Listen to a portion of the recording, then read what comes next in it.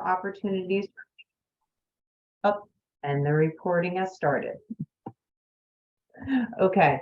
Good afternoon, everybody. Welcome to the webinar for the Deaf Services Line program. We're very excited to have you here. Wanted to introduce myself. My name is Amy Loader. I'm an Associate Director at the Office on Violence Against Women, and I am here with my colleague, Emma, and I'd like for her to introduce herself to you. This is Emma speaking. Good afternoon, everyone. It is great to see some faces, and for faces that we can't see, know that you are there. I am a grant program manager at OVW.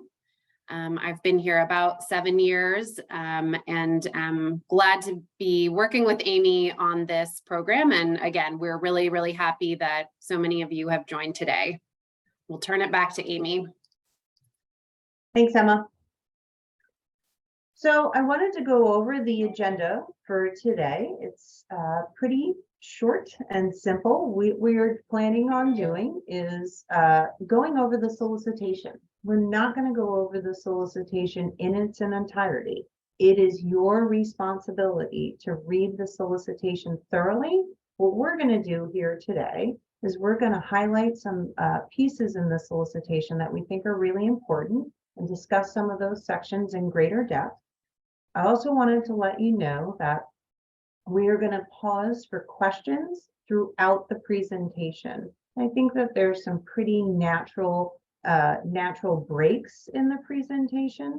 So when Emma or I are finished speaking at one of those breaks, we'll ask if anybody has any questions about anything that we might have just gone over.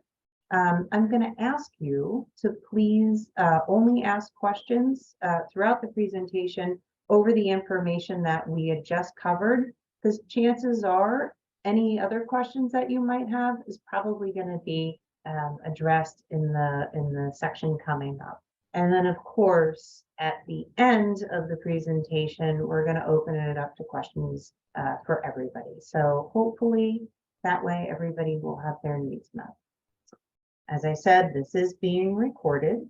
We hope to have a recording posted on our website about a week after conclusion of this webinar, and we will be sending it out to all the participants here today. So be a little patient with us, but we will have that recording for you. Emma, I'm going to ask you if I missed anything, because I usually do. This is Emma speaking. No, I think you covered everything. Thanks, Amy. Great.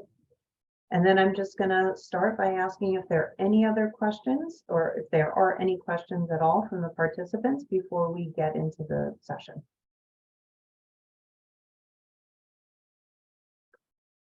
You can put questions in the chat, or you can raise your hand and ask your question live. Either way. Okay. Seeing no questions at all, why don't we get right into it? So I'm going to start off by talking a little bit about why we posted this solicitation in the first place. So OVW, over the past, I don't know, 10+ years, has been working with the deaf community in a number of different ways. Certainly we have 2 grant programs that we have several deaf organizations and individuals that are direct recipients.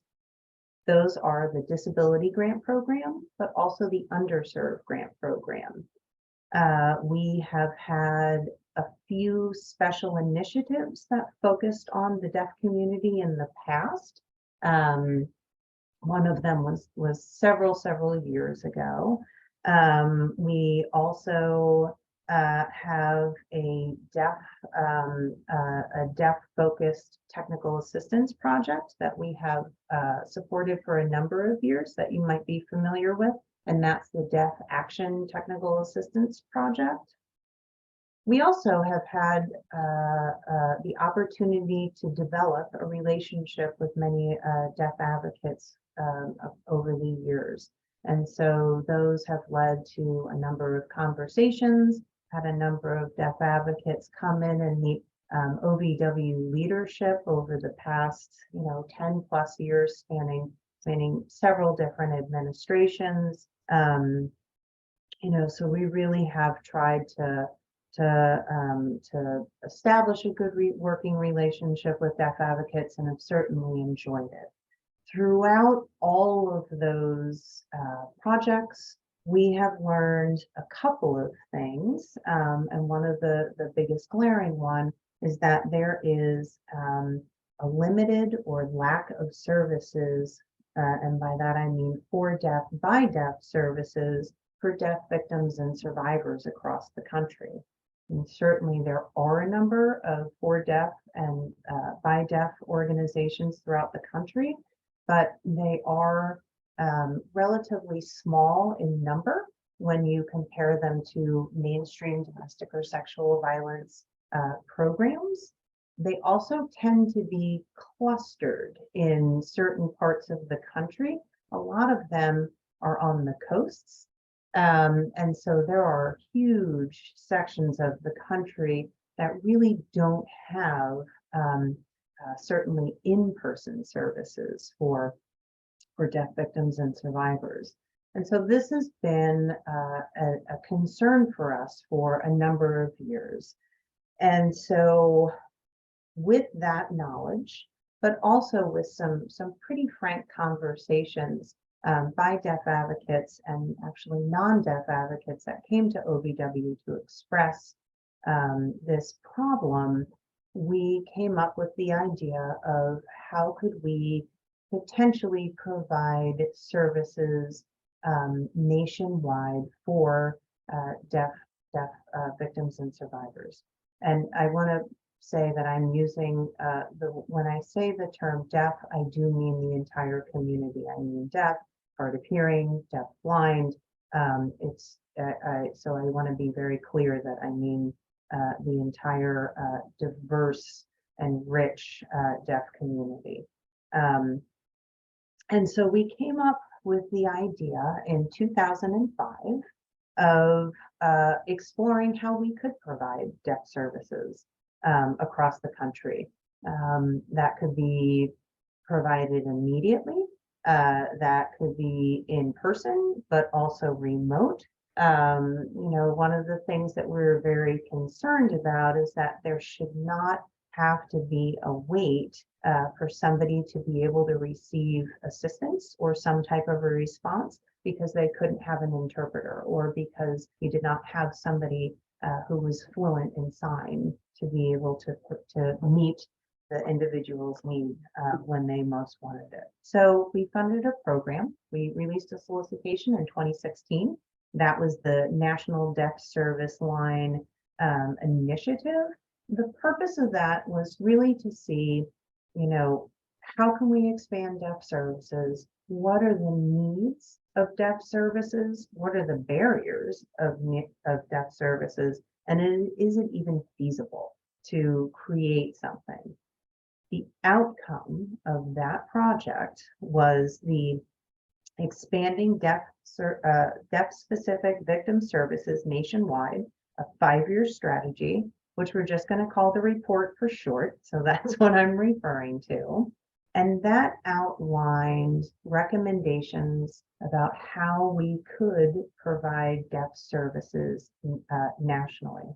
I want to tell you a little bit about that project because in order for that report to be established, we held the Vera Institute of Justice was the organization who received that award. So can you say that again for the interpreter? The peer? Apologies. The Vera, V-E-R-A, Vera Institute of Justice, or Vera, was the organization who received that award. And in order to create that award, they did a number of things. So they did a literature review. They held a number of focus groups with deaf advocates across the country, and they held a number of interviews. with deaf individuals and deaf advocates. They also did some studying into technology. So technologically, what would this look like? And so after the compilation of all of that, which was approximately 3 years, the result was the report. So the report that we are now holding up did have a tremendous amount of input from the deaf community and specifically deaf advocates from across the country.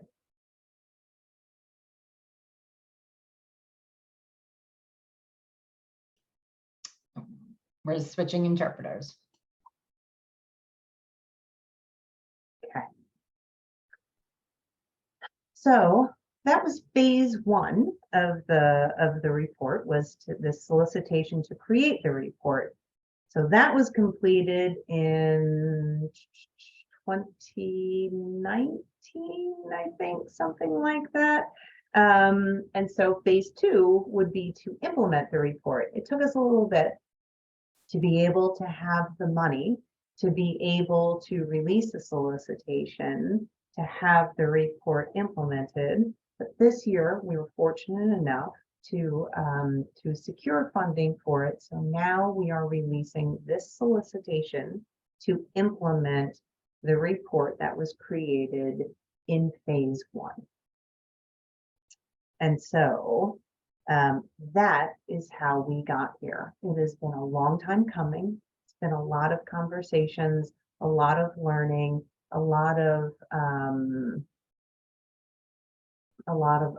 learning and a lot of input, by deaf advocates and other members of the deaf community to help us get to this place. So it actually is very exciting, but it has definitely been a long time, but I think we've finally come at a good place. So this solicitation is actually a little bit different than any other solicitation because we are not asking you what you are going to do for this money. We have already told you what we want you to do. And so I want to say the purpose areas which are on page 6 of the solicitation. So the purpose of this project, which are the purpose areas, are very, very specific. The report outlines 3 key activities that we would like to see funded. So the first one is to launch a virtual for deaf, by deaf victim service program. This is the biggest part of the report. It is the foundation. And this piece of it actually comprises 2 main pieces. The first one is a traditional hotline. And by a hotline, we mean that deaf individuals are able to reach somebody immediately. It will be available 24/7. It is for immediate assistance. It is for crisis intervention. That is the first main key. The second piece of it is a service line.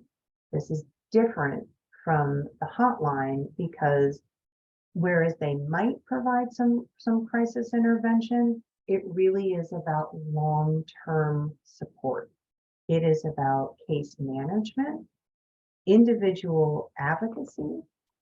It is about education and support groups, information and referral, and then finally, community education. So between the hotline and the service line, and I hope that you can understand the distinction, this is a very robust and dynamic piece of this project. The second piece of it is to pilot test strategy to expand in-person services. The one thing that we heard in this project, but always throughout the years that I personally have been working with the deaf community, is that the gold standard is, in-person services for a deaf person by a deaf person, so that you can be sitting or standing directly in front of one another. And we agree that is absolutely essential By no means do we think that virtual services should replace in-person services. But right now, there simply isn't the infrastructure of in-person for deaf by deaf services to cover the entire country. That is a goal that we'd like to get to, but it's simply not possible now. So the next best answer that we could think of so that people could get assistance immediately is to have virtual services. So the pilot test, what we're doing for that is that we want to develop and implement a small scale pilot sites on how we can enhance current deaf services or create new for deaf by deaf services. Again, this is a pilot, probably going to require a number of different strategies. I think it depends on where you are in the country, types of your community, your local community. There is no one size fits all, which is why it's a pilot site and it's on a small scale. But again, our goal is that we want to increase the number of in-person for deaf by deaf services. And the third piece of this is that if the pilot site or if the models in the pilot site are successful, then we want to scale up what you have learned in the pilot site so that we can continue to grow the in-person for deaf by deaf services. So just in summary, a big portion of this project is the virtual for deaf by deaf victim services, which consists of a hotline, which is immediate assistance, and a crisis line, which is more long-term. And then we really want to focus on enhancing and creating in-person for deaf by deaf services on a small scale as a pilot site. And then when we learn the lessons there, then we would like to scale up. So those are the 3 areas that we are going to ask applicants to implement. And with that, I just want to see if there are any questions about what I've said so far.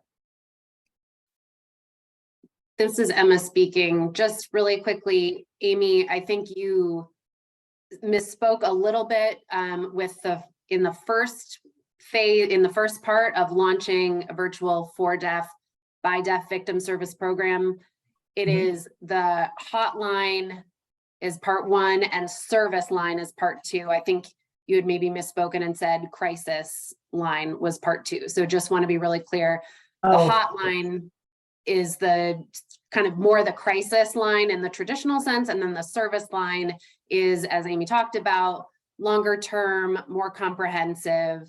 So again, it's hotline and service line are those 2 parts. So thank you, Emma. Appreciate it. Are there any questions about what I just said?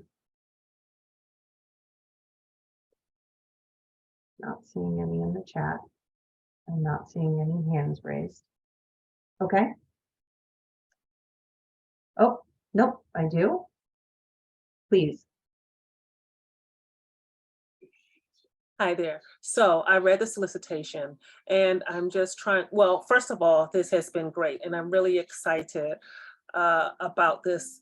This is a great step for whoever wins. All of us agree this is really needed. So we're really excited and thrilled about the opportunity. So my question is, when you were talking about for deaf by deaf,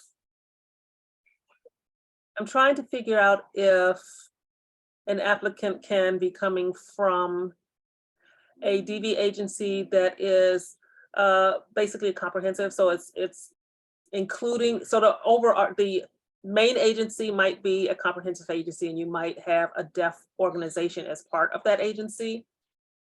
And that part would be for deaf by deaf. I'm wondering if that's. I think if it's okay with you, I'm gonna hold off on responding that question because in just a little bit, Emma's gonna go over the partnership requirements and the eligibility requirements. And I think that might help you understand that a little bit more. Is that okay? Sure. Thank you. Perfect.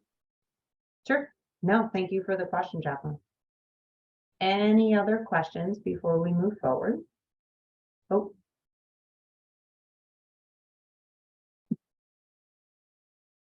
Okay. All right, not seeing any and not seeing in the chat, I'm gonna go ahead. All right, so I'm just briefly gonna go over the federal award information. So OVW will make one award for $5 million for 60 months, which is 5 years. Again, the report is a 5-year strategy for 10 million. We don't have $10 million at this time. We have 5 million. And so we were going to ask you to respond to each of the 3 areas that I just outlined, but you're going to have to implement that with $5 million and not $10 million. Now, I will say that if additional funding becomes available, so say next year or the year before, OVW reserves the right to make a non-competitive award to the applicant that we select this year. So if organization X is selected to receive this award this year, and we get additional funds next year, OVW reserves the right to make a non-competitive award to the award that was made this year, giving a total of $6 million or $7 million total. So I just want to make that clear. Awards are going to be made as cooperative agreements, which means you're going to have the applicant who is successful is going to have a very close working relationship with OVW, especially because this is a new project, because it is a very large and complex project. Probably we will have meetings every 2 weeks to discuss how to implement this project, who's involved in the project, the direction of the project, having updates about achieving project goals and objectives. I think that this is a true partnership. It is not just that the successful applicant will receive the award and go off and implement the project and check in every once in a while. If you are to receive an award, you will become very, very familiar with myself and with Emma, who is supporting me on this project. I think it's going to be a lot of fun, a lot of work, but you should expect that we will absolutely be in constant communication. So really important. The funding is coming from 2 different sources, which I'm going to talk about now, but I'm also going to provide you with the budget implications a little bit later in Emma's section. But so there's the first funding source is the National Deaf Services Appropriation. That is $2 million. So that is one source. The second source actually comes from the Disability Grant Program, and that is $3 million. That is how we got the $5 million. It's important because if you are to receive an award under this solicitation, you're going to have to track the different funding sources. And I can get into that a little bit later, but it's very, very important that you know that there are 2 different sources. Okay, and then I also just want to say we have a few mandatory requirements. So if you are to receive an award under this solicitation, there are a couple of things that are going to be required of you. So 1, you must implement the recommended strategy outlined in the report. OVW has already invested a significant amount of resources into this project. We have specifically asked the first applicant in phase 1 to develop this report, and now we are soliciting to have the report implemented. So that is what our focus is, not on something outside of the report. And we are expecting that all three pieces of the report are implemented. You're going to be expected to engage in a planning period of at least 6 months. So I know that your application, you're going to tell us how you're going to implement this and all of the people that you're going to hire and all the activities that you're going to do. We're still going to ask you to engage in a planning period, and it's going to be done with us because, you know, there could be some things that are going to change a little bit. You're going to be expected to develop a work plan, so all your goals and objectives, so timeline, your staffing plan, your access plan, also a technology plan. A big piece of this project is going to be reliant upon technology. And so all of those pieces have to come together, and that's going to start at least planning for them in the first 6 months of the project. You're going to be expected to develop a number of policies. So confidentiality policies, confidentiality and information policies, access policies, communication policies, and all policies regarding human resource matters. Pause for an interpreter switch. Very good. Oh, I think only, there, okay. Okay, again, you'll be expected to work closely with OVW. I can't say that enough. Again, it is a cooperative agreement.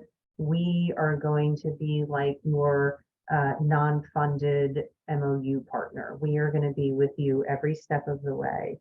Something else that you should know, that every product, every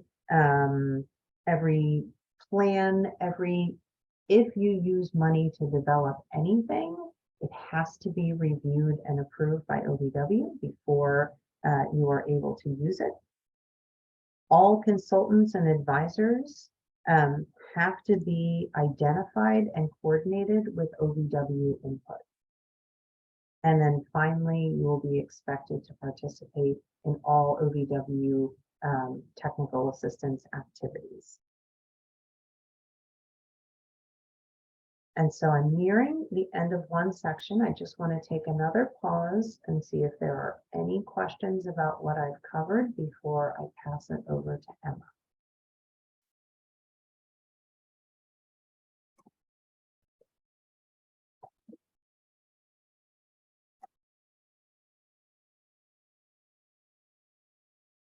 Seeing nothing. And I'm going to go off camera and turn it over to Emma.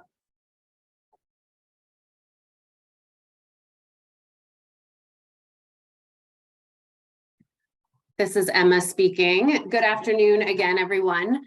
I am going to share first about the eligibility information. So this gets back to the question that was asked earlier about kind of who can apply.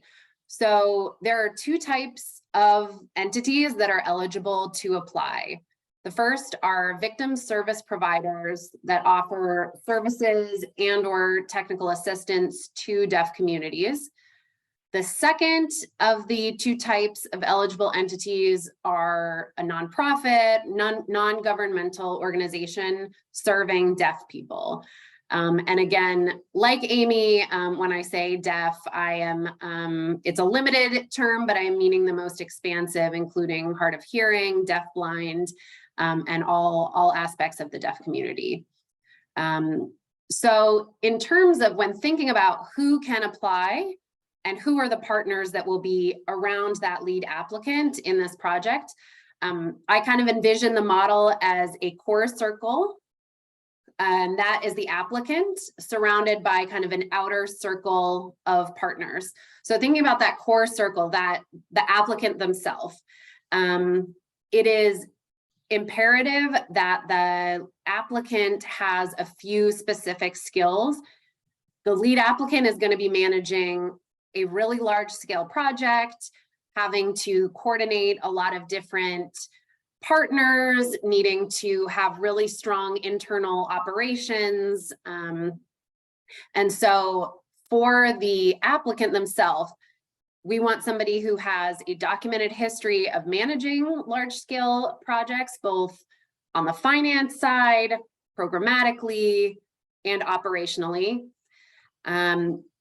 Also really important for the lead applicant is to have experience providing technical assistance on a large scale. Also need a lead applicant that is able to coordinate amongst diverse people, perspectives, interests, in a way that is seamless, efficient, and effective. There are going to be a lot of different opinions and voices, even as we all collectively try to get to one shared outcome.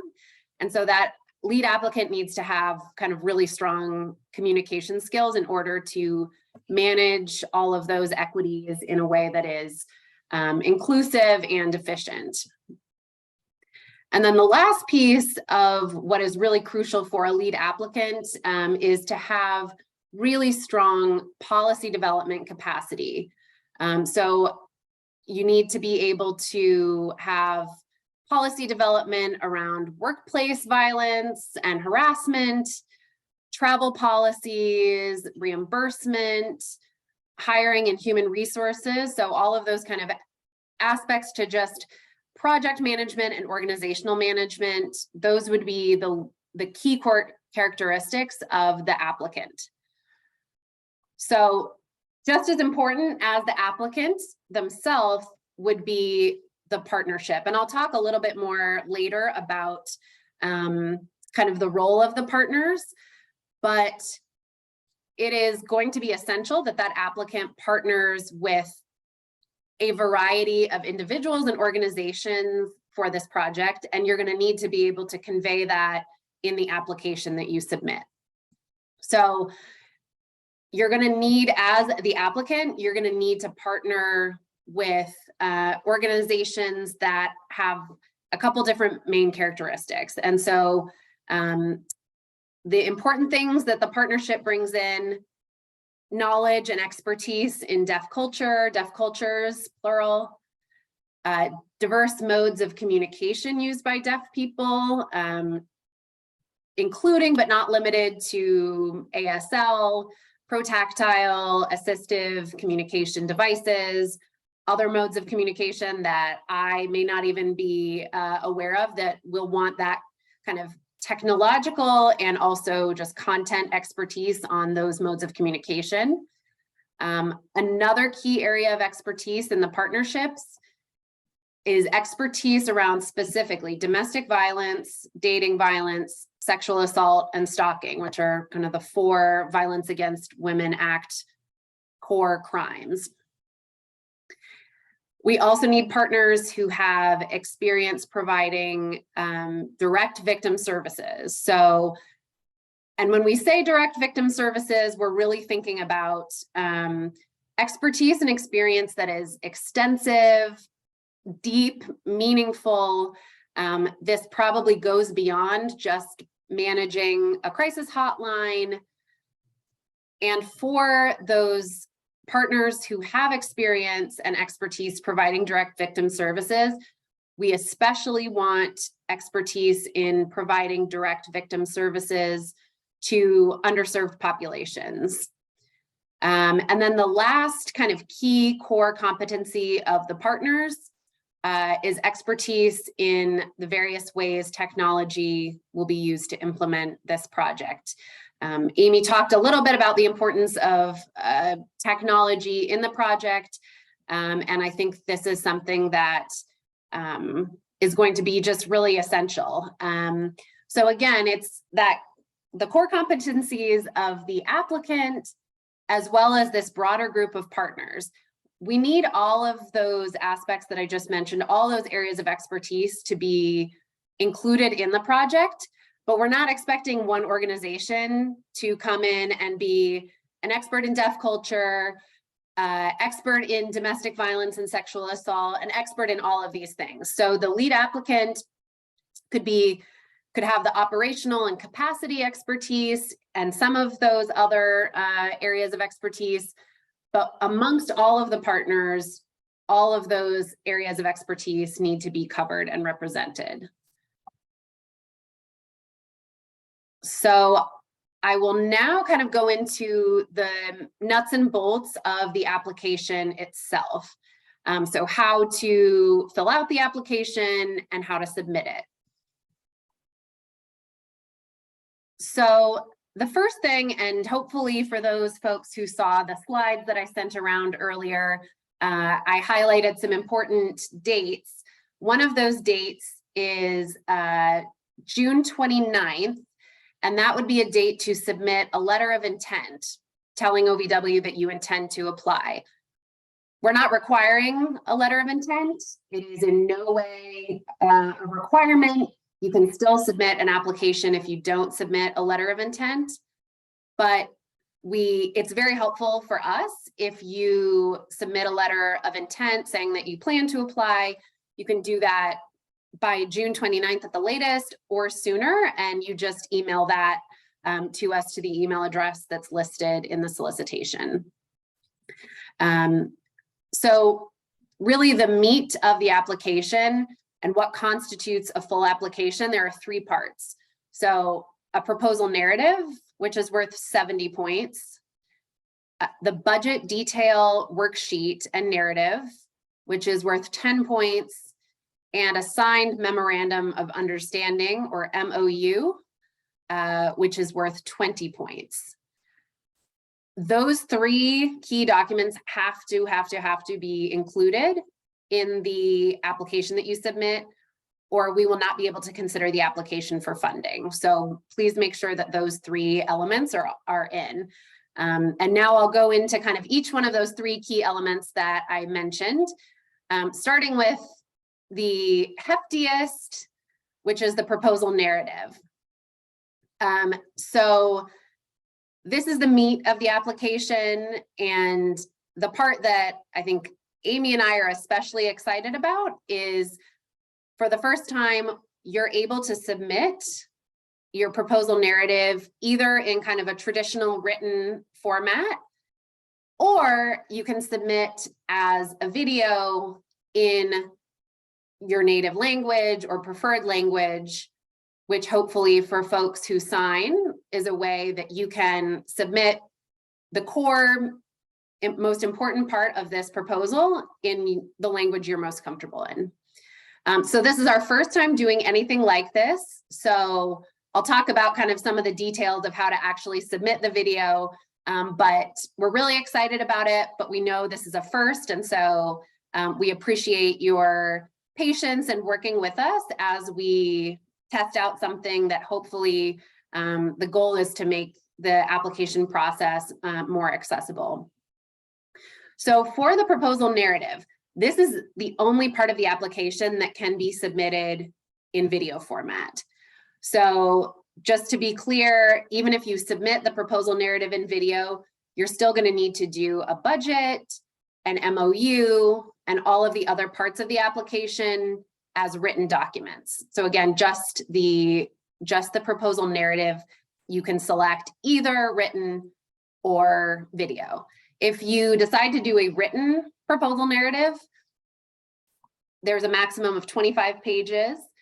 If you do a video, there's a maximum of 60 minutes of recording.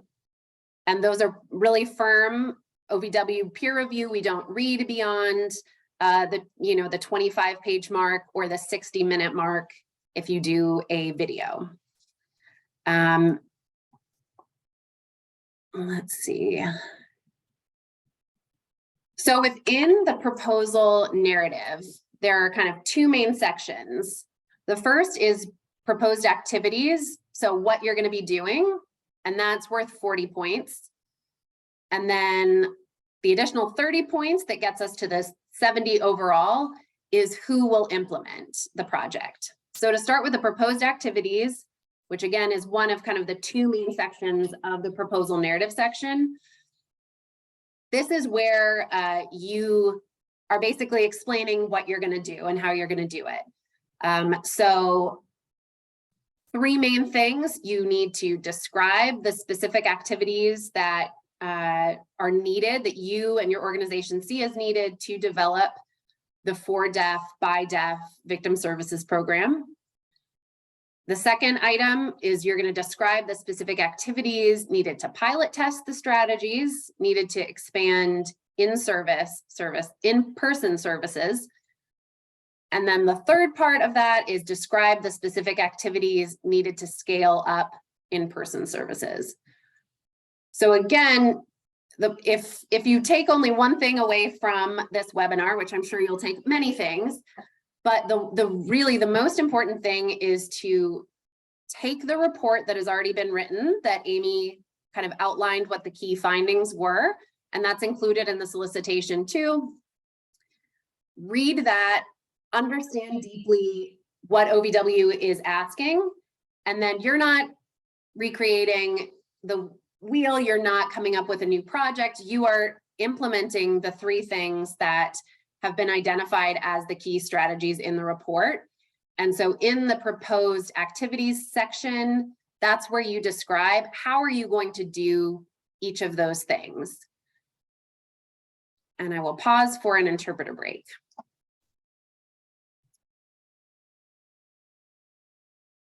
Great.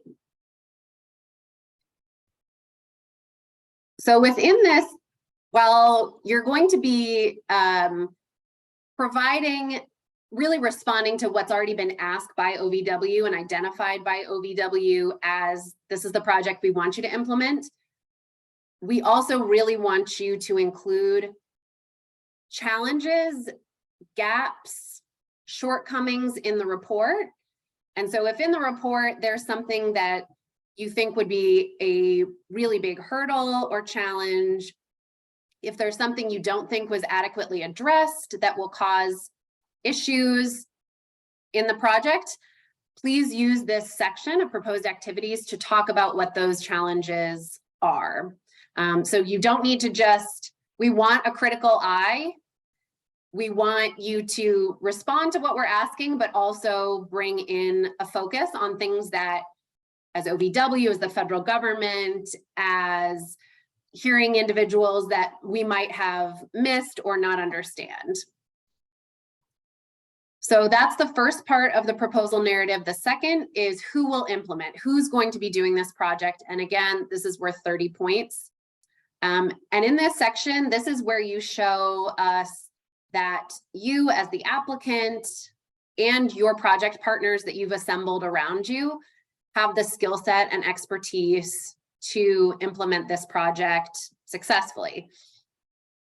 So you want to, in this section, talk about the applicant skill set and expertise, as well as the expertise and experience of your partners. So there are two main things that we want to see in this section. We want you to identify all of the project partners and describe why each individual or organization was selected to participate in the project, what makes them qualified, why they're a good fit, what they're bringing to the project. And then the second piece is describe the specific responsibilities of each individual or organization and the skill set and knowledge base they bring. So that is about the project narrative. As I said, there were two other required pieces of the application, the budget worksheet and budget narrative. My colleague Amy will discuss now, but I wanted to pause and see if there's anything related, especially to the project narrative that folks had questions on. We will get to some of the specifics of the video submission later, but I will pause for any questions in the chat or if you want to hop on video.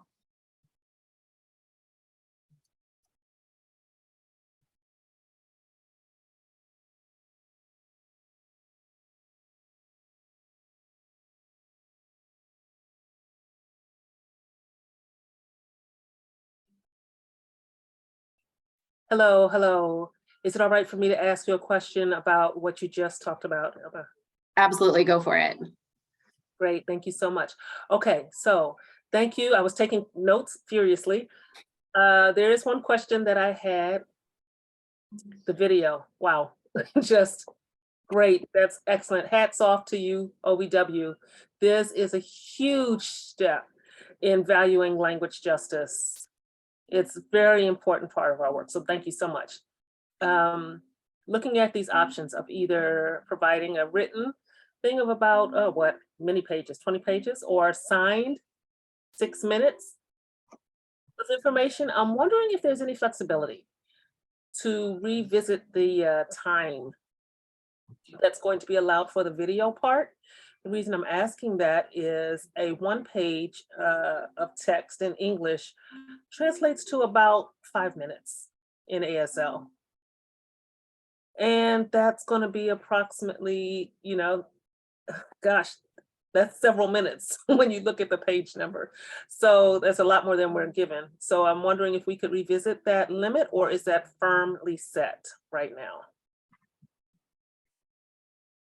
Thank you, Liam, for the question. So just to be clear, and I'll turn it over to Amy as well. I'm sure she has thoughts on this, but just to be really clear, it is 25 pages, double spaced, if you do the writing, and 60 minutes if you are doing the video. But I'll turn it over to Amy for more thoughts on that.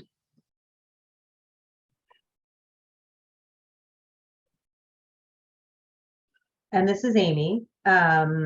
Unfortunately, no, we can't adjust it at this point. It is 20 pages written and 60 minutes in video.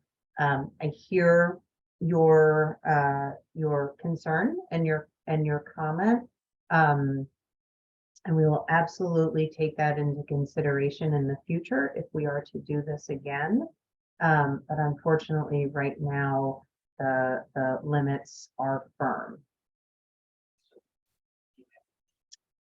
And I do see a comment in the chat, Emma, you've disappeared. And it's, will there, oh, sorry, there's another one that came in.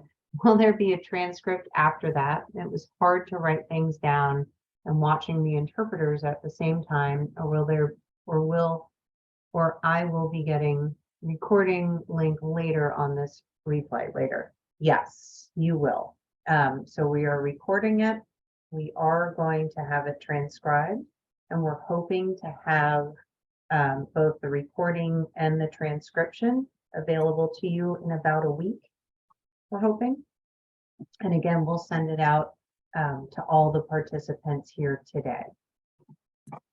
And Emma said, absolutely, we will be posting a recording of this webinar as well as a transcript in about 1 week. So yeah, Emma typed my response into the chat. Are there any other questions for Emma about, oh, here's one. For an applicant and partners, does it need to be local organizations, or will it be possible for an applicant to work with partners from anywhere in the country? Emma, do you want to respond to this? Sure, this is Emma speaking. So responding to that question that's in the chat, my understanding is that you could work with partners nationwide. We are not restricting partners to people who are in your local community. So if you're based in city A as the applicant, you could have a partner in city B and city C. That is really up to you, the design of kind of how the partnerships all work together, where folks are located. I would say that is up to you as the applicant, and OVW does not have any prescriptive rules about what we expect from the partners. I think the most important thing is that all of the areas of expertise are covered. And so I would say prioritize that. And we recognize that that may inherently draw in organizations and individuals from various states and territories, different types of organizations. And I think we also really value that. We want a wide variety of,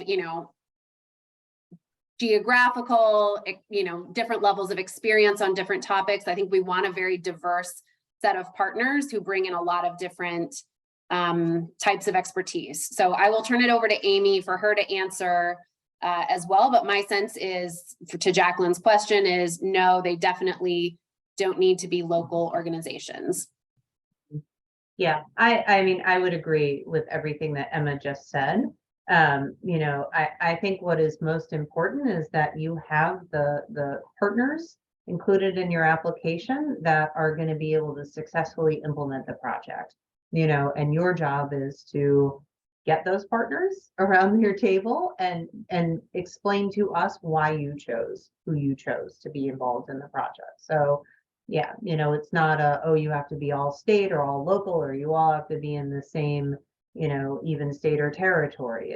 It's who are the best individuals that are going to make this to be a successful project. We really do want it to succeed. So yeah, it's up to you to determine how that can happen. This is Emma speaking. Are there any other questions about the proposal narrative section before I turn it over to Amy to talk about the budget section?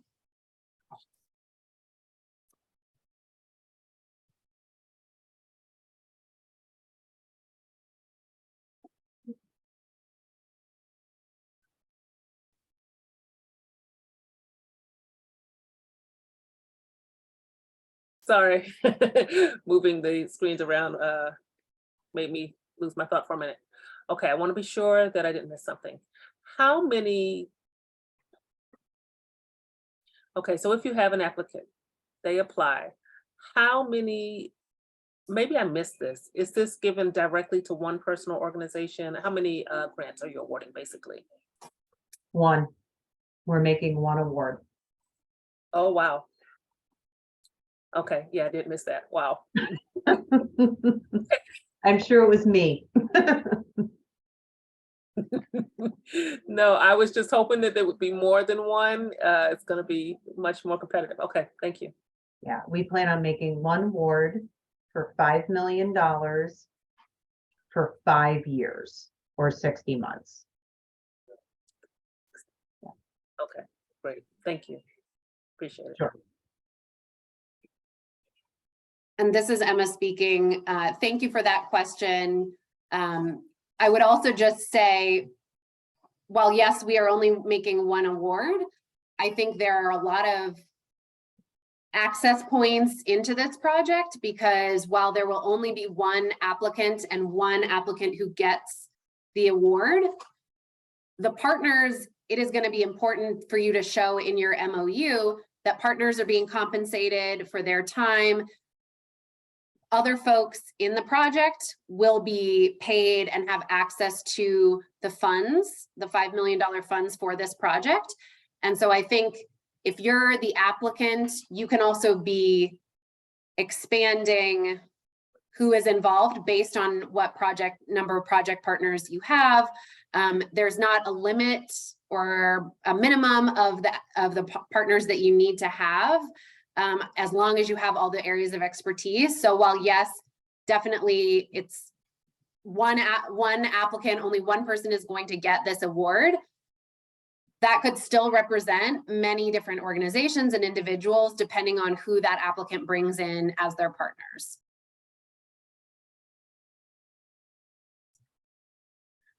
Any other questions?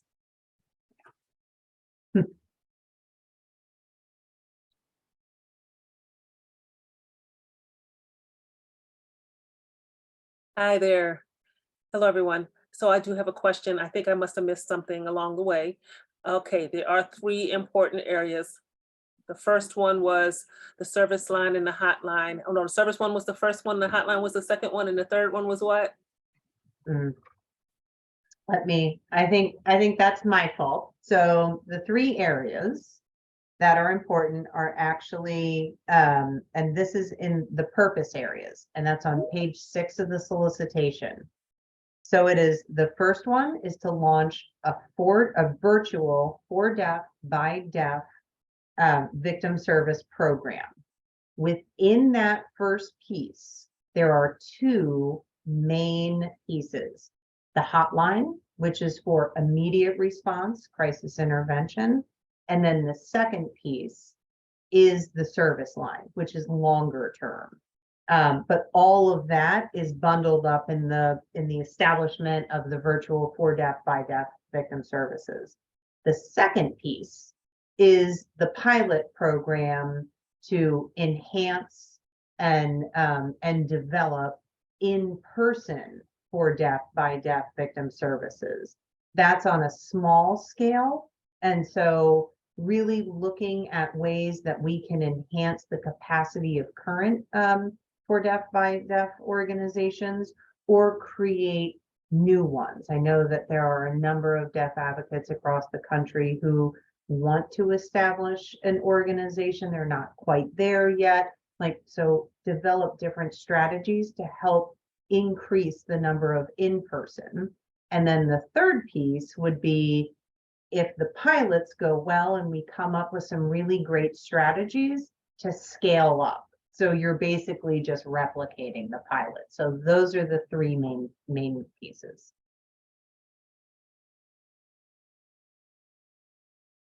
I got it. Thanks for that clarification. I appreciate it.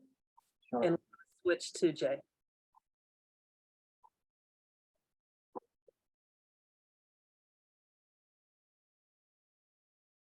Okay. Excellent. There any other questions before we move on? Not seeing any.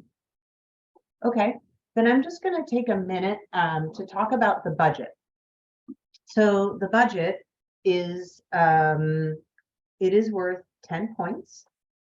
But this is this is why I was saying that it's so important that there are two different funding streams. The deaf service program, which is the $2 million, and then the disability program money, which is $3 million. The reason why this is important is because you will be expected to submit one budget totaling $5 million for 60 months, but you're going to have to break out the two different funding streams. So the deaf services, so within the total budget, you're going to have to say the $2 million for the deaf services is going to be used for these purposes. And the disability money is going to be used for these purposes. We've tried to make it as simple as we could for you in breaking it out. So the deaf service line funds you can use for any costs associated with technology and equipment, some access costs, because you can't really say that, you know, the technology doesn't also have some access costs. Obviously, you're going to have staffing costs.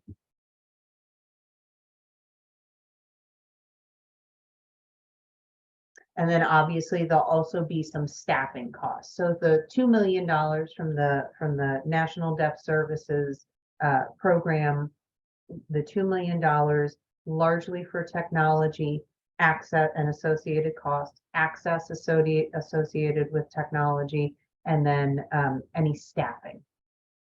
The disability funds program can be used for other items. So that is staffing, training, technical assistance, advocacy, intervention, outreach, education, capacity building, and policy development.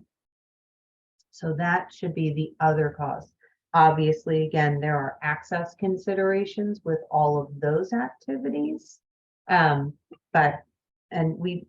are listed out on page 14 of the solicitation in the budget, so that you please look at that when you are crafting your budget, so that you can separate it out. I know that it can get a little bit confusing, but hopefully that helps things. Emma already alluded to this as well, about compensating your partners. So the other things that need to be included is that you should compensate all of your project partners for their full level of effort. you know, this is a very large award. It is going to require a large number of partners to help implement this project. They should be paid for their expertise and their effort and their contribution to this project. The money, we're only making that one award, but all the money should not be going to the applicant. It should be given to everybody who is working on implementing this. The other thing is that you should include sufficient funding to provide full language access for people where English is not their first language. You also should include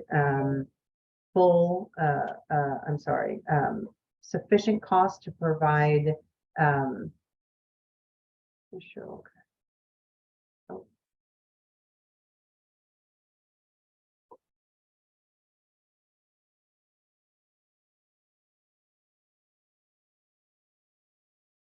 I'm sorry. Cheryl, you're okay, right? Yeah. The camera was on. Can you interpret real fast, Cheryl? I'm gonna just say what happened. Do you mind signing? Yeah. Thank you. Yes. I'm okay. I was trying to text her when I was interpreting. I was like, your camera's on, but she looked like she was slumped over, but I think she was doing office work. So I was texting her, Cheryl, and then I realized I could turn off her camera for her. So anyway, so thank you for checking on Cheryl. Woo, okay.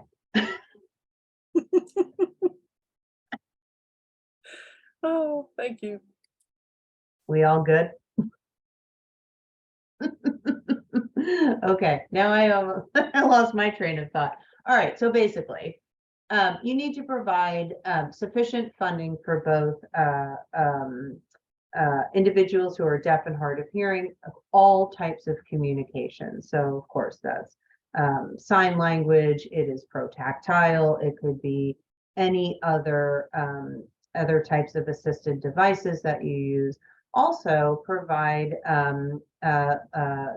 sufficient costs for individuals where English might not be their first language.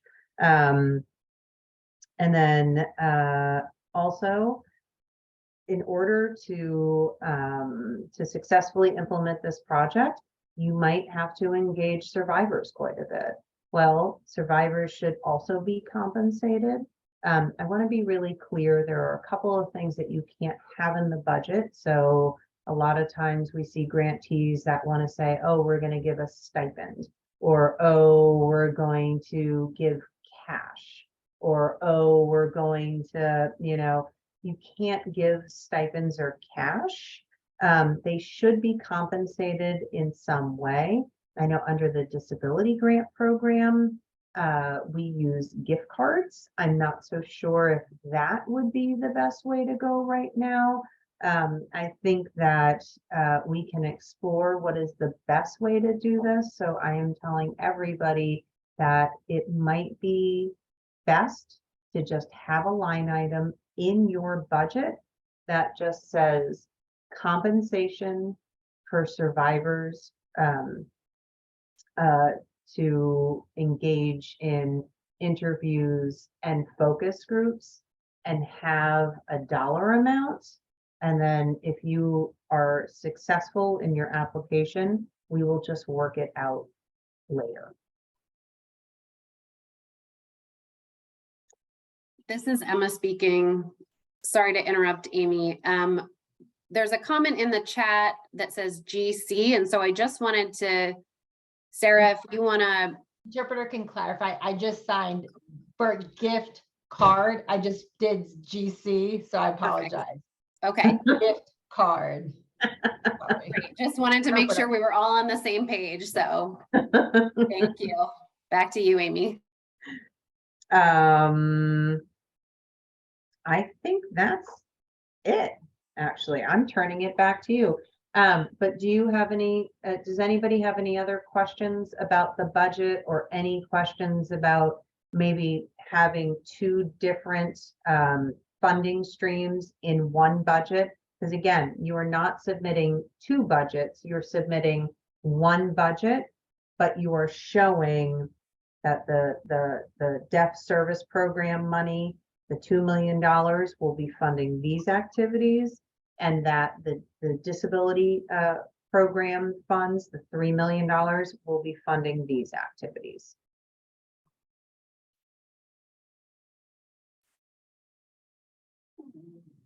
And I think there was oh, Liam's coming on.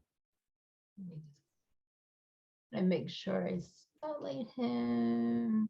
I got 'em. You good. All right. I just have a clarifying question. Oh, You're good. when you're looking at the two sources of funding, I understand that, okay, you've got 2 million from one source, 3 million from another source, but what does that mean for reporting purposes? For the financial reports that we are going to be required to submit? Are they all going to be under one award, two streams, meaning it's still one financial report? Or are they two separate reports? Are they semi-annual report? I mean, what does the reporting look like? I'm trying to think ahead. I appreciate your response. No, it's a great question, Liam. Thank you for that. So in terms of reporting, it doesn't mean anything. Like, you know, so if you were to receive an award, you have to submit a federal financial report every quarter.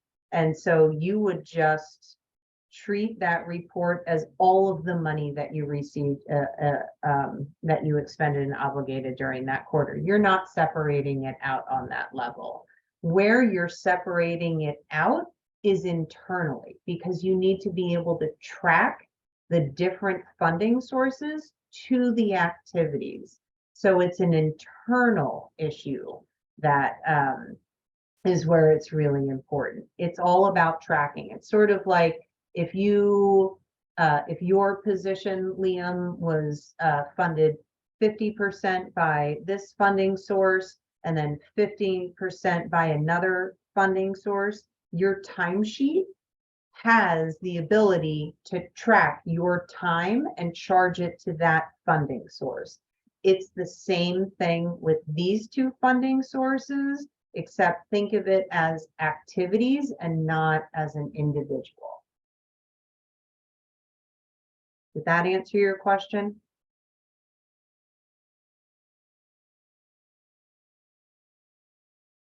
And Liam, you're off camera. In the chat, thank you for Oh, that. in the chat, okay. And then I wanted to go back to a question I saw from Steph. Is this an opportunity specifically for launching a brand new project or program, or can organizations apply to enhance an existing program? This is an opportunity to launch a brand new program. We are looking for applicants to implement this project. We are not looking to enhance an existing project.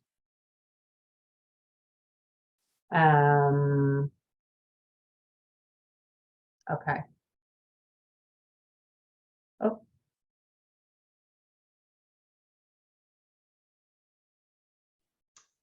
So do you see, yeah, if I have a follow-up question, can Sure. everybody see me? Specifically to that question regarding Steph's question, what we just mentioned. So suppose the organization already does provide, you know, victim services on, and they're considering expanding the victim services for the deaf community. They want to expand it. They already have it, but they want to expand it. we're looking to implement the report, which is the establishment of what's in the report.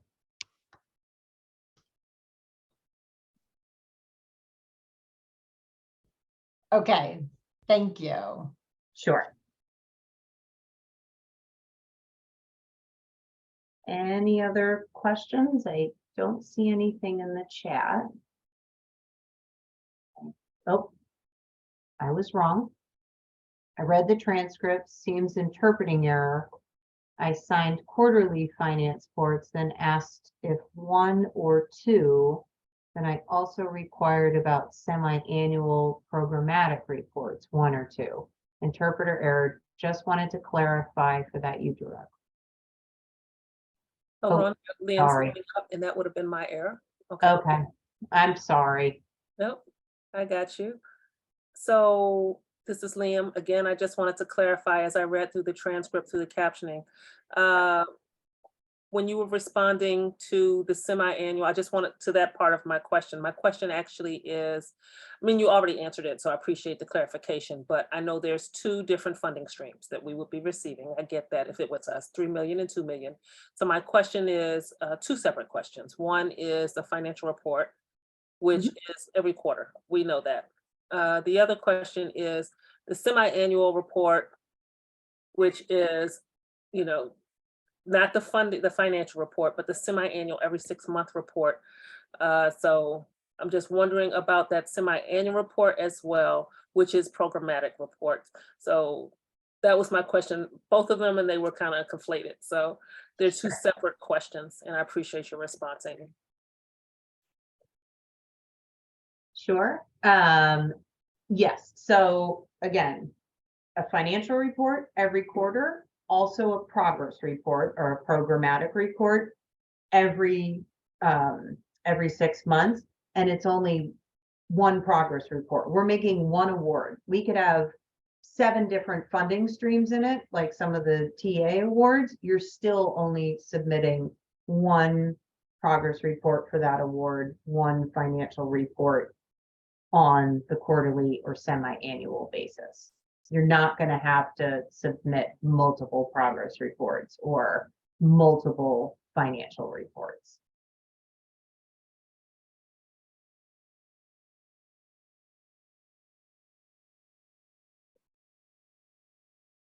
Okay. Any other questions? I don't think so. But every time I say no, something pops up. So we'll do the interpreter switch, and if no questions by then, I'm going to turn it over to Emma.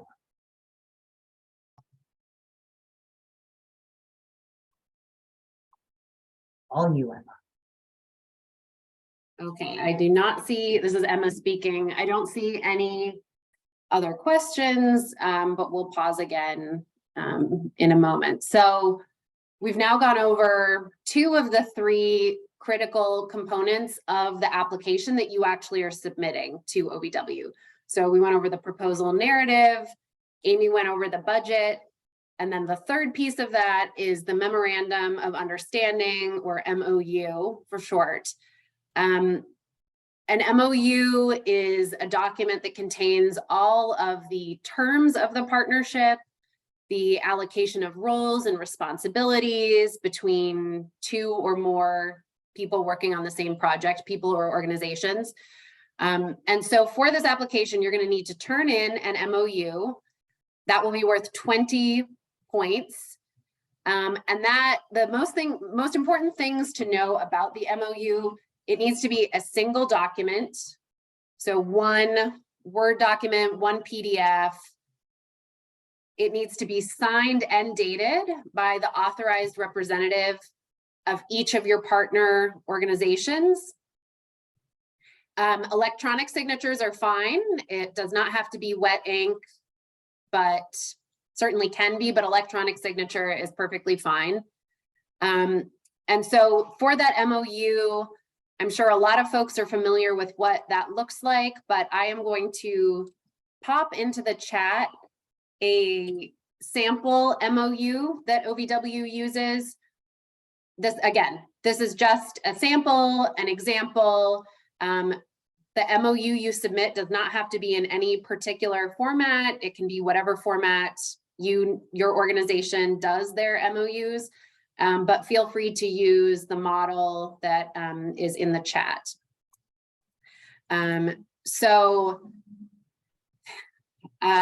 It's okay if the MOU is multiple pages. A lot of times, depending how many project partners you bring in, each project partner, each organization or individual is going to need to sign this. And so it may be multiple pages long, and that's okay, as long as it has the name, the title, and then the signature of each signatory that represents a complete and full MOU.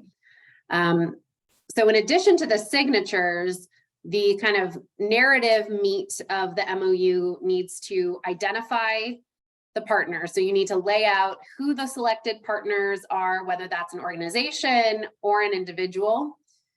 You need to describe the roles and responsibilities that each partner will take on in order to successfully carry out this project. You need to describe each partner's commitment to the collaboration and talk about how that partner plans to work as a team with the applicant and with the other partners. And then the last piece that needs to be included in the MOU is each project partner needs to affirm that they have reviewed the budget, they're aware of the total amount being requested, and that they're going to be fully compensated for their work, and that they are aware of how much every other project partner is going to be compensated. So the MOU is really to show that you have a very comprehensive and thoughtful group around you as the applicant. And it's really important for everything to be in one document, to have all the signatures there. Sometimes with MOUs, there are a lot of moving parts because it has to get signed by different people and it's being emailed around, but just make sure when you submit that it is full and complete, because if there are some signatures missing, that may lead to a deduction in points. Other documents that you need to submit with the application, but are not those three critical ones that I've already mentioned. Two other documents that you need to submit is the pre-award risk assessment. So this is something that you likely do for all of your federal awards if you receive federal awards. It's a list of 11 really specific questions about your organization's financial policies and internal policies. And so that needs to be completed as well. But that is very straightforward. It's, the questions are very clear. And then the last document that you need to submit is the summary data sheet. So this is 4 pages. Actually, Amy, can you just confirm, did I conflate, is the pre-award risk assessment the same as the summary data sheet? Sorry about that. I don't want to misspeak.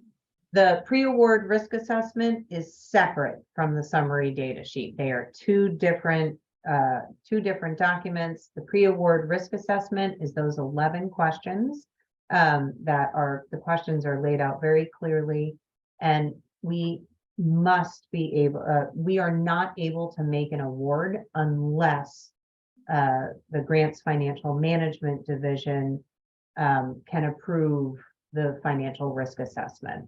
And then the summary data sheet is much shorter. It is like, who is your name? Who are your project partners? Are you acting as a fiscal agent? Have you expended $750,000 in federal funds in your previous fiscal year? Very straightforward questions, but 2 separate documents. And they don't count to your proposal narrative total.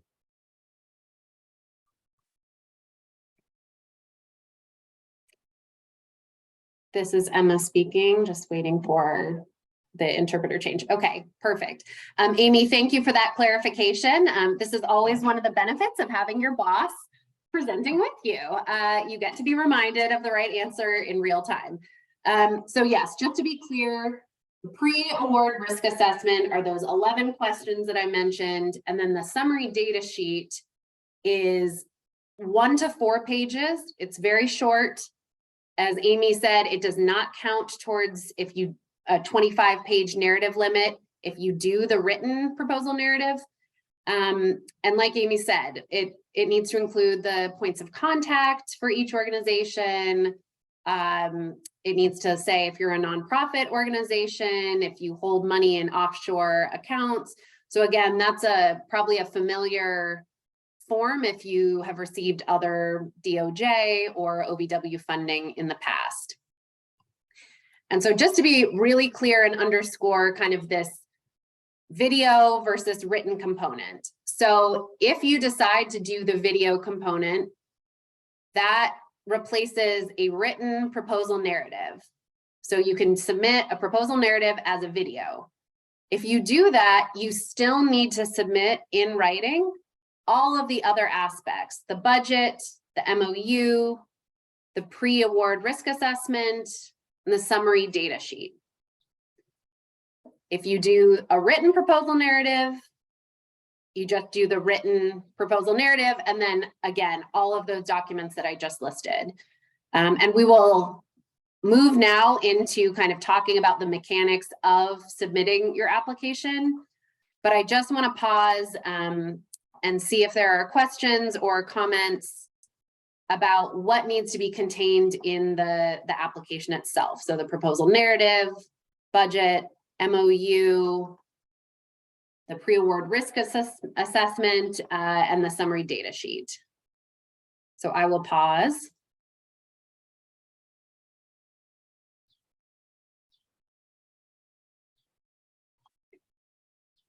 And I see Amy put in the chat that the summary data sheet is a total of 7 questions. The pre-award risk assessment is 11 questions. And just to be super clear, those are 2 different documents.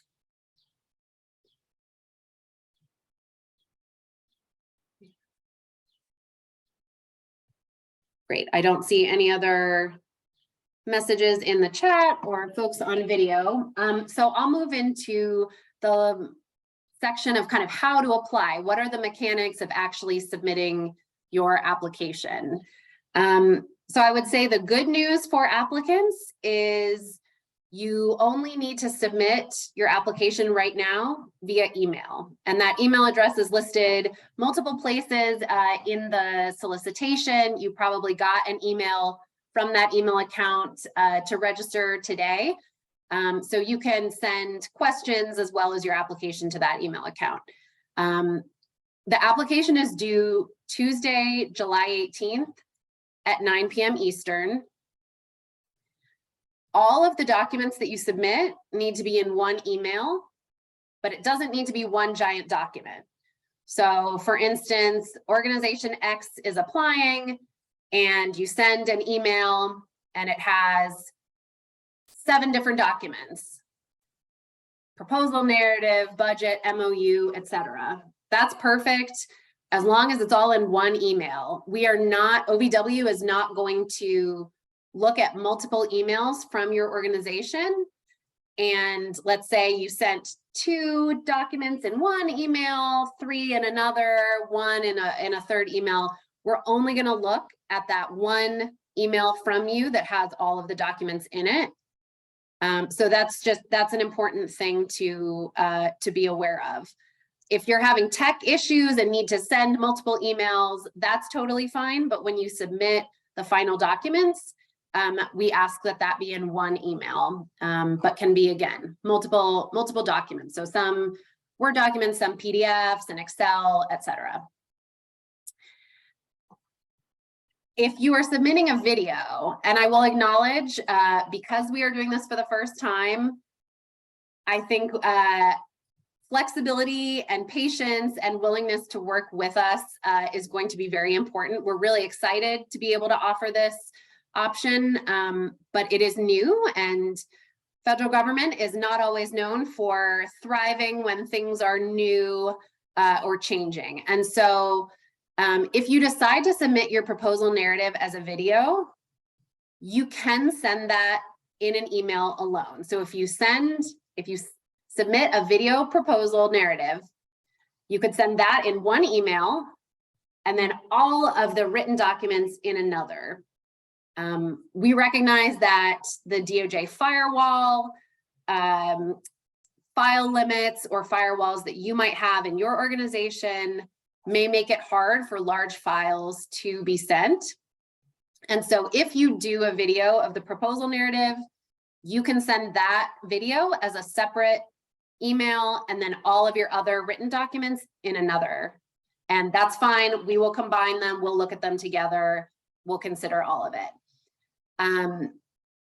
If you are having tech issues, you're required to let us know a minimum of 24 hours in advance of the due date. So, you know, I would say 24 hours is the requirement minimum. But if you can tell you're having issues or you're concerned about the firewall or anything, please let us know sooner rather than later, just because we want to be able to work with you and not have you be, you know, stressed or anxious that your application hasn't been received. So we will also confirm receipt of your application when you email it in, so you'll have that peace of mind knowing that it's been received. If you are going to submit a video proposal narrative, my personal strong recommendation is that you do it as far in advance, maybe a day or two or more in advance. If you also, maybe in your letter of intent, if you submit a letter of intent saying you are planning to apply and want to share that you do plan on submitting a video proposal narrative, that's helpful to us to kind of know what to expect, but is not required. You don't have to tell us you're going to submit a video if you then later submit a video. I'm also more than willing to work with you or whoever in your organization is going to be sending in the application to make sure to be a little bit more hands-on than maybe OVW is at other points, in order to make sure that documents get through. So if you have a video file, we could be, you know, on the phone or corresponding in real time to make sure that things get through. So all that to say, please feel free to reach out in advance. You know, don't hesitate. You're not going to be penalized for asking questions about submission. We want to figure out the best way to do this, and we appreciate the fact that you all are letting us kind of test and experiment this new process. And I think it's exciting and expanding access in a lot of ways, but just may come with some unexpected challenges that I'm confident we can work through. So that is what is due via email on July 18th. I do want to mention, if an applicant is, you know, some applicants, an applicant that may be selected is going to be asked to submit a full proposal in Just Grants, which is the DOJ grants management platform that we use. If you have other OVW or DOJ grants, you may be familiar with the system. Once you've already submitted your application, if you are selected to receive the award, you are going to need to submit a full proposal in Just Grants. We will open up a special invitation to apply, most likely in August. We will, you'll need to submit all of the documents that you've already submitted via email. You will need to put them in the system. And I know this may sound kind of duplicative and making you do, you know, multiple steps twice. Documents have to go into Just Grants in order for us to make an award. So we are trying to be more flexible by allowing email submissions of the original application, but eventually we are going to need to have you submit all those same documents into Just Grants. So just want to kind of put that on your radar. It's not something you need to kind of be working on yet, but for those folks who do have experience with Just Grants, you know that sometimes it can be sluggish, challenging to use, have bugs. And so just want to kind of give you as much of a heads up about the fact that Just Grants will play a role in the application later on for the applicant that is selected. Let's see. So in addition to kind of thinking about Just Grants, which is farther down the road, For the applicant that is selected, a few other things that you're going to want to think about are sam.gov. You will need to, your organization needs to be registered with SAM. The average registration takes 2 to 3 weeks. So if you're not yet registered with SAM as an organization, that might be something to start soon so that you're in a good place if you do get selected, that you've already started that process. So similarly, you're going to need an account with grants.gov, and that usually takes about a week to get processed. And then Just Grants, you're going to need to be registered with Just Grants, which takes about 3 days. So as you will see, those timeframes really build up, and we recommend that you kind of start maybe thinking through, if you already have a SAM registration, already have Just Grants or grants.gov registrations, please make sure that all of those numbers and information, passwords are up to date and active. If your organization does not have some of those accounts yet, now is the time to maybe start thinking about the fact that you'll need to do that in the future, and it probably benefits you. It's certainly not required to start those things now, but in order to kind of keep the timeline on track, it would just be helpful to probably get started on some of those things sooner rather than later.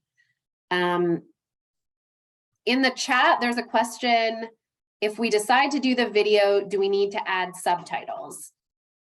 Which is a great question and ties into what needs to be submitted if you are selected to receive the award. So for now, if you submit a video proposal narrative, you do not need to submit captions, subtitles, anything other than the video in the language that you choose to apply in.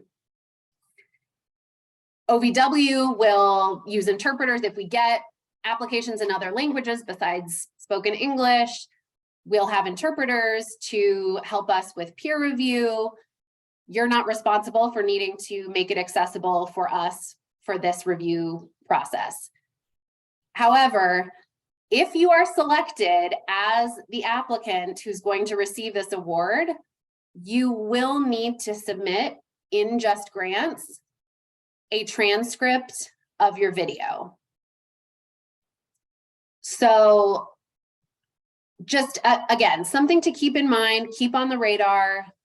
And Sarah says, wow, this is amazing. Great. Well, I think it's exciting. I appreciate Liam's point about the fact that the page number and the time that it takes to sign 25 pages worth of material doesn't necessarily line up.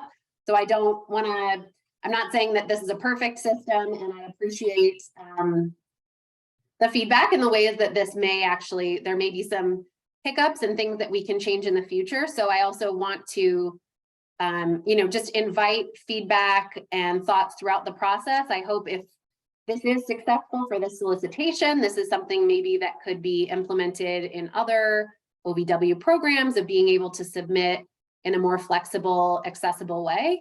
So if you have other feedback and thoughts, that's really valuable, and we want to hear it. And yeah, I hope folks take advantage of it if it is useful. And we're at the end of this section, so I see Liam has popped on camera. So if there are questions, Liam, go for it. Remove all pins. I don't know if he's spotlit. Can you see him?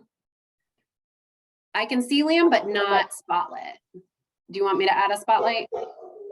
I think everyone can see him okay. No, Sarah can't. Wow, that's amazing. Okay. Yeah, if you could spotlight Liam, that'd be great. Perfect. Liam, you are spotlit. Hi, okay, so I do have a question. Are we open for questions with anything, or is it? Let's see.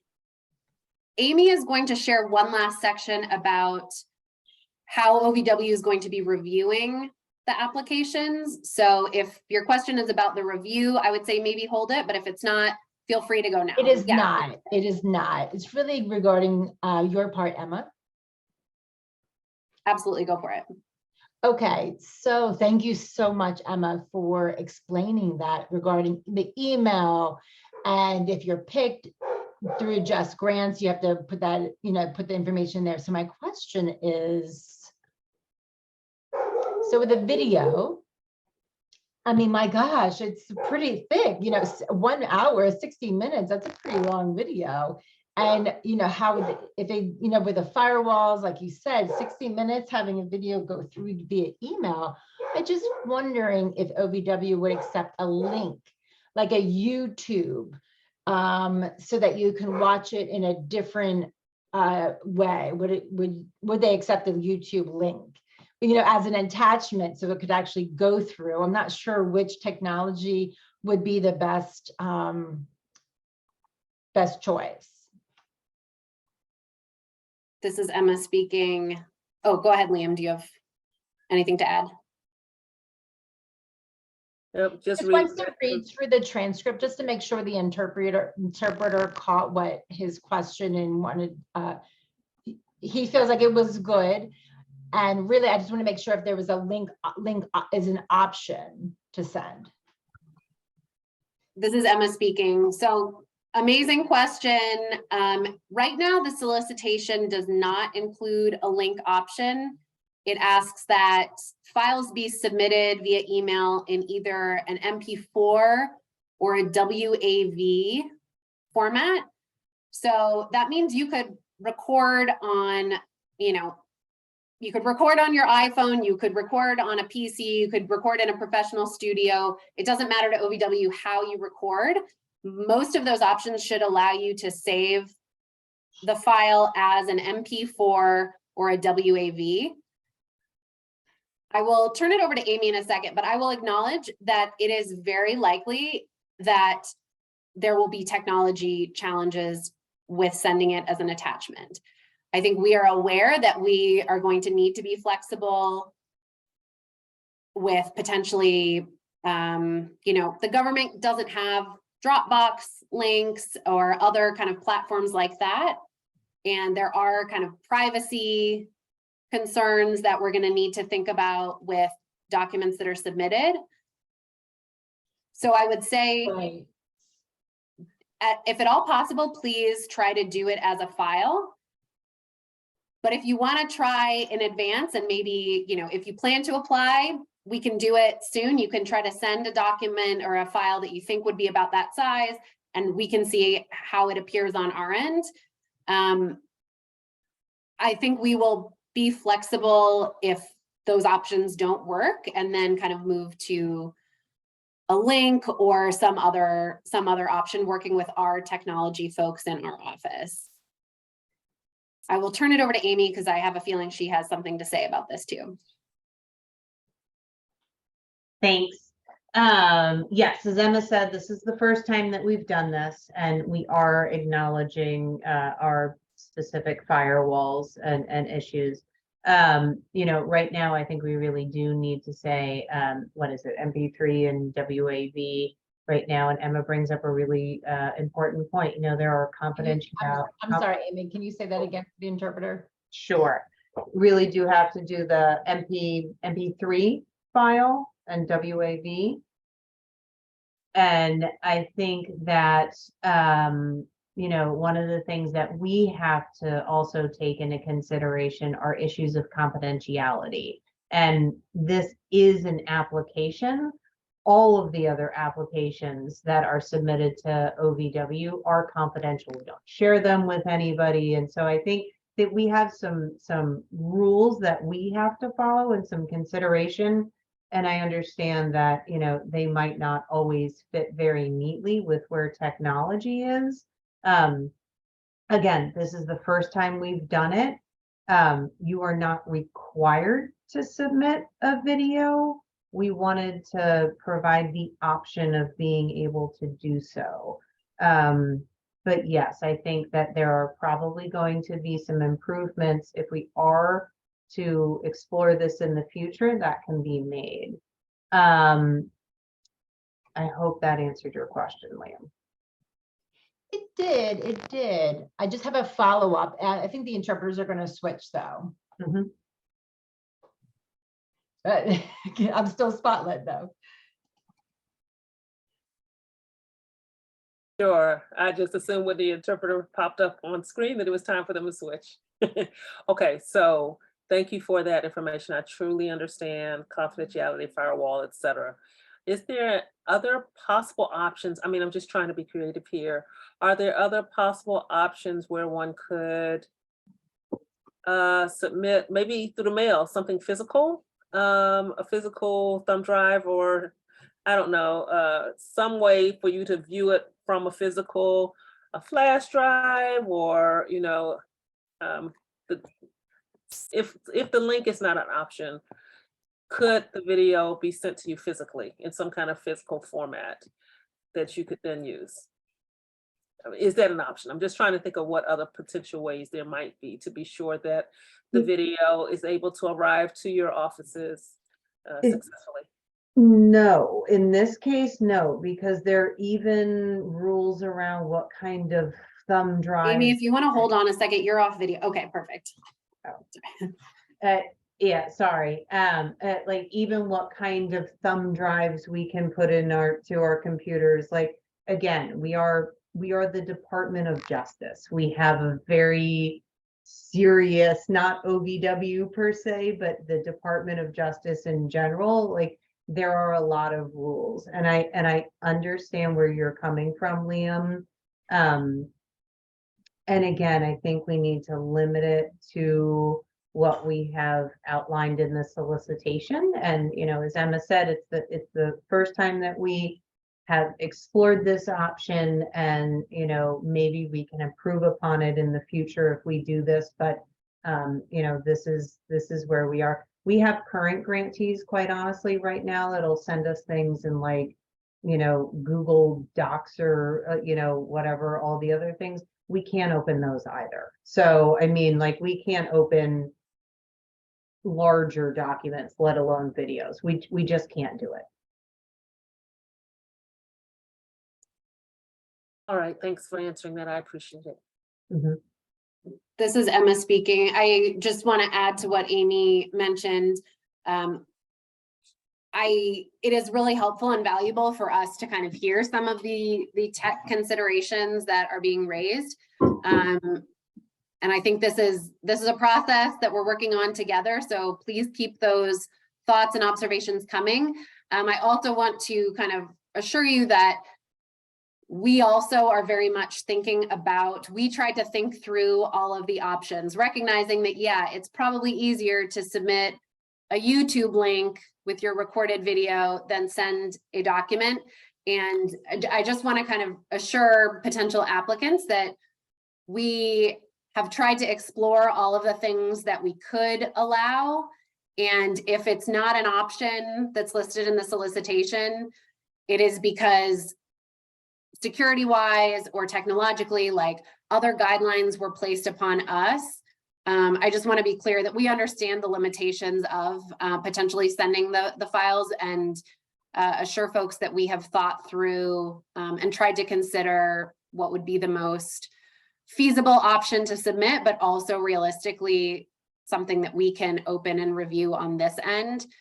And so just to be clear, I think as the solicitation states, an MP4 and a WAV are the file formats that are accepted. And so I would say start there. If you are not sure if something is going to get through your system or ours, we're happy to work with you in advance to test that.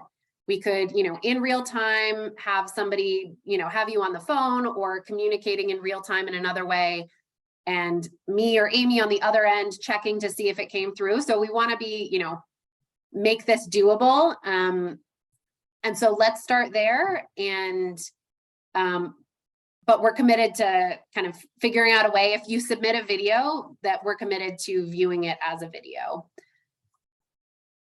So unless there are any other questions, I will turn it over to Amy to talk about the review process. Thanks, Emma. And before I do, which is a very brief, I just wanted to circle back to submitting an application. So Emma mentioned that, you know, an applicant may be invited to submit an application into Just Grants. If you are, it's a very, very tight turnaround. So like maybe you would have no more than 7 days, preferably even less time than that. So if you do submit a video for review under this solicitation, you will have to submit a transcript as your proposal narrative in Just Grants if you are asked or invited to submit an application.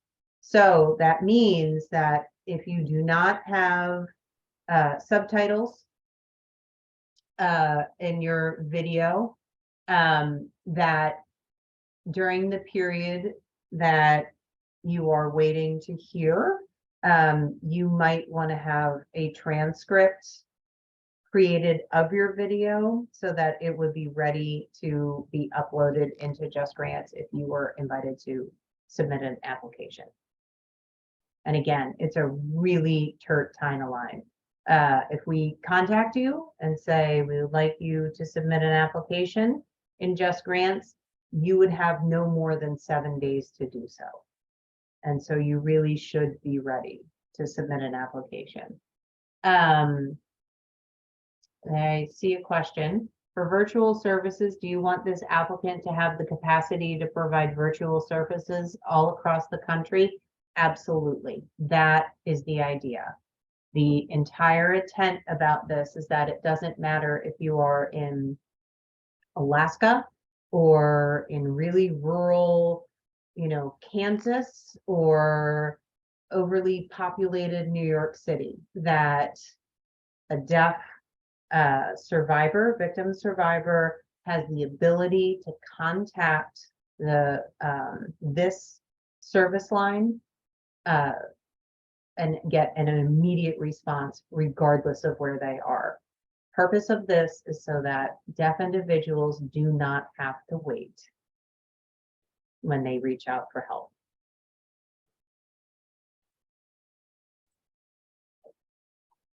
Okay.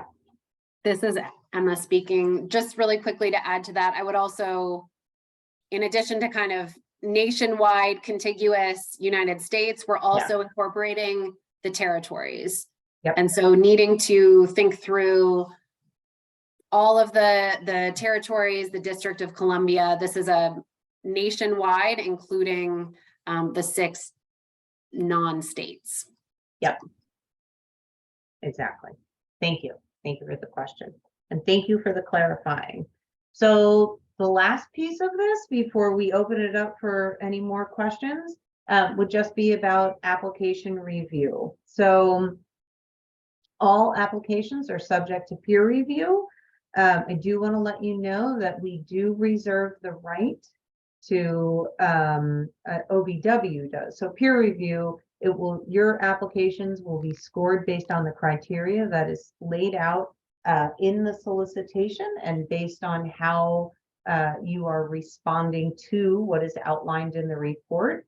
And then OVW will also do a review. We do reserve the right to deduct points for any activities that might compromise victim safety or anything that might be unallowable activities. Additionally, if you are a current OVW award grantee for any program, we will conduct past performance. So the performance that you might have on another award that's either current or recently closed, it can impact your score on an application that you submit now.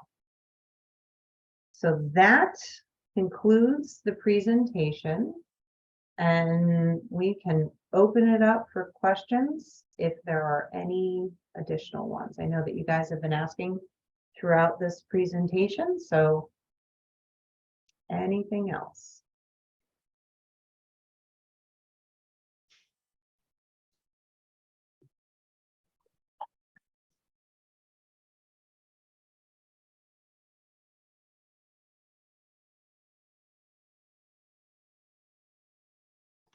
Okay, couple?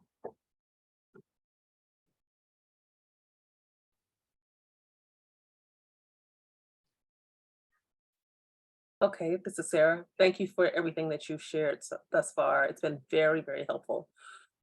I do have one quick question regarding the report and the budget report. How are we, could you clarify what we're supposed to put down? How are we supposed to get those numbers? For the budget? Yeah, for the budget part, I know that there's a budget sheet and there's a sheet talking about the budget. Are those two pieces separate? Could you just go over the budget part again? Yeah. So there's the budget, what is it? How do they phrase it in here? It is the budget detail worksheet and narrative. Yeah, budget worksheet and budget narrative. There, it's not, it does not have to be two sheets. So, I mean, honestly, I think the best way to do it is to say, here are the costs that we have. So say it's for the, all right, sorry. You do have to separate the deaf services program money and the disability money. It's all in one document. So you could say for the deaf services money, it's the $2 million. We're going to support these people, and you can break out the costs. So X at, here is Jane at X number of dollars, or what their salary is for 60 months, and you do the computation. And then underneath that, you say, Jane will be responsible for overseeing all the technological issues that are associated with this project. They will be responsible for purchasing all the equipment that will be used by staff. And then you can say, here's all the other people, like, I don't know, Amy, Emma, and Latanya. And Amy, then in that this is- narrative, you put it out. Yes. Amy, this is the sign language interpreter. I am reading Liam's comment. We just want to be clear about the data summary sheet. Just want to make sure that wasn't. Oh, Yes, okay. Yeah. So- Okay, so yes, my Yeah. question is, I mean, the budget part and the narrative for that, okay, I get that. Right, and that yes. explanation. And now the data summary sheet, is that similar to the budget summary, or I just want to understand how that's different? No, the summary data sheet has nothing to do with the budget at all. That is a totally separate document. There are 7 questions that are listed on, Emma, what page is that? Oh, that's the 7 questions, okay. Yeah, it's I different. didn't realize that was the 7 questions. I think I overlooked that part. Okay. Yeah. thank you. Thank you, Liam. Sorry for not understanding your question. Okay.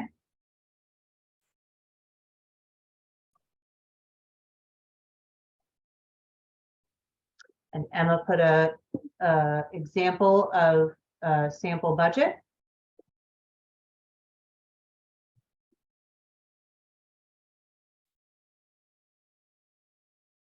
Any other questions?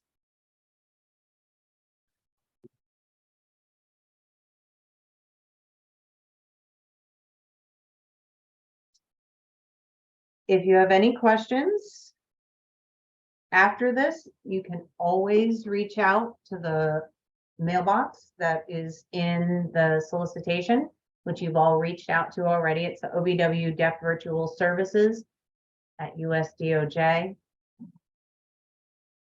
We will be monitoring and we will get back to you. So thank you all very much for expressing interest in this, and we're excited and we look forward. It's been a long time coming, so thank you.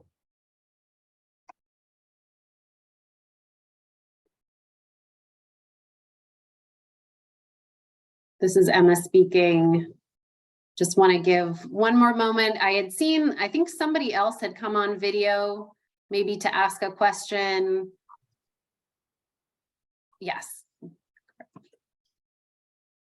I just wanted to say thank you so much for doing this, for your explanations, and for the summary, for explaining the application process and paperwork is much more clear. I'll watch the video again later though. But again, I just wanted to say thank you.